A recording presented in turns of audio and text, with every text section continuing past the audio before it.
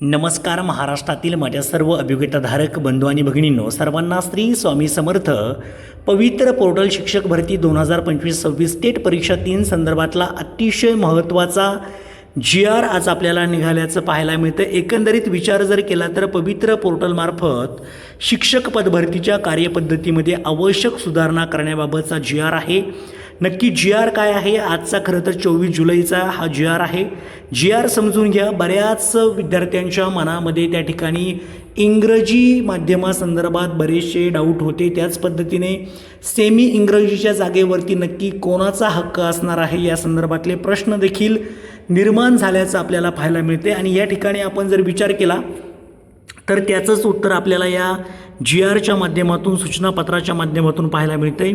उपरोक्त संदर्भाधीन शासन निर्णयातील परिपत्रक 1 मधील तक्त्यातील अनुक्रमांक 4च्या समोरील लागू करावयाची सुधारित तरतूद या स्तंभाअंतर्गत विहित तरतुदीऐवजी बालकांचा मोफत व सक्तीच्या शिक्षणाचा अधिकार अधिनियम 2009 मधील तरतुदीनुसार प्राथमिक शिक्षकांकरता 1ली ते 8वी शिक्षकांची शैक्षणिक व व्यावसायिक अर्हता व शिक्षक पात्रता परीक्षा अनिवार्य करण्याबाबत निर्गमित करण्यात आलेल्या शासन निर्णय शालेय शिक्षण व क्रीडा विभाग क्रमांक RTE नंबर दिलेला आहे 13 फेब्रुवारी 2013 मधील तरतुदीनुसारच सेमी इंग्रजी अध्यापन शिक्षण पद्धती अवलंबिणाऱ्या शाळांमधील शिक्षकांची शैक्षणिक व व्यावसायिक अर्हता व शिक्षक पात्रता परीक्षा अनिवार्य राहील. म्हणजे त्या ठिकाणी त्यांना शिक्षकांची शैक्षणिक व व्यावसायिक पात्रता, पण त्या व्यावसायिक पात्रतेमध्ये जर माध्यम वेगवेगळे असतील तर काय करायचं पहा.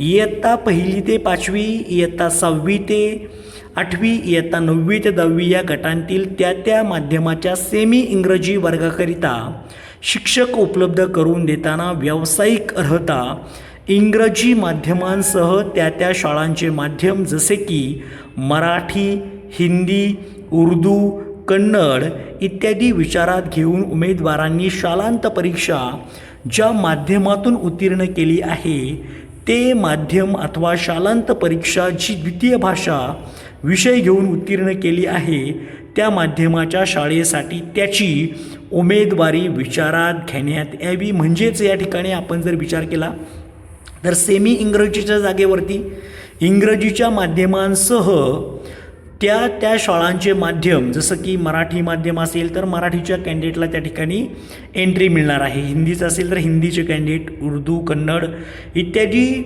विचारात घेऊन उमेदवारांनी शालांत परीक्षा ज्या माध्यमातून उत्तीर्ण केली. आता बरेच जण मराठीमधून शालांत परीक्षा उत्तीर्ण झाले, त्यांचा देखील विचार केला जाणार आहे. तर त्या संदर्भात अधिक पहा, या ठिकाणी शेवटच्या कॉलममध्ये माहिती दिली आहे.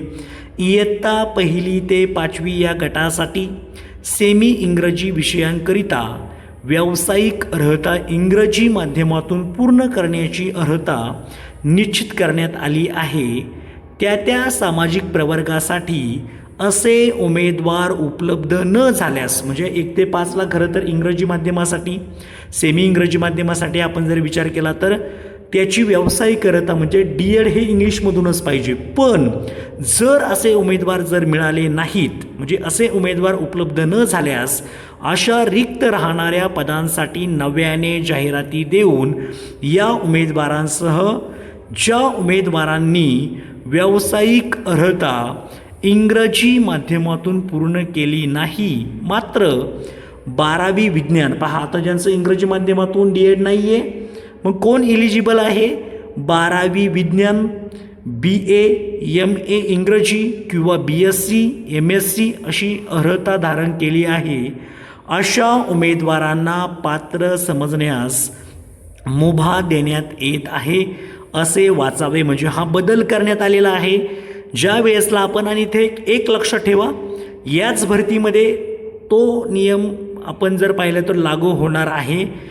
पण या ठिकाणी एक त्यांनी सांगितलं आहे की एकंदरीत त्या सामाजिक प्रवर्गासाठी असे उमेदवार उपलब्ध न झाल्यास अशा रिक्त राहणाऱ्या पदांसाठी नव्याने जाहिराती देऊन, म्हणजे नवीन ज्या जाहिराती येतील या उमेदवारांसह ज्या उमेदवारांनी व्यावसायिक अर्हता इंग्रजी माध्यमातून पूर्ण केली नाही, मात्र ज्यांचं 12वी विज्ञान आहे, BA MA इंग्रजी आहे, BSc MSc अशी अर्हता आहे त्यांना त्या ठिकाणी मुभा देण्यात येणार आहे आणि ही गुड न्यूज त्या उमेदवारांसाठी असेल. परंतु या ठिकाणी काही प्रमाणामध्ये इंग्रजीचे माध्यमाचे उमेदवार थोडेसे नाराज देखील होतील, पण आता पर्याय नाही आहे. हा शासनाचा GR आहे आणि तो सर्वांना मान्य करावा लागेल. बऱ्याच जणांच्या मनामध्ये सेमी इंग्रजी जागांविषयीचा जो डाऊट होता तो क्लिअर झालेला असेल. सर्वांचं काम या भरतीमधून व्हावं यासाठी सर्वांना शुभेच्छा. Thank you so much. All the best.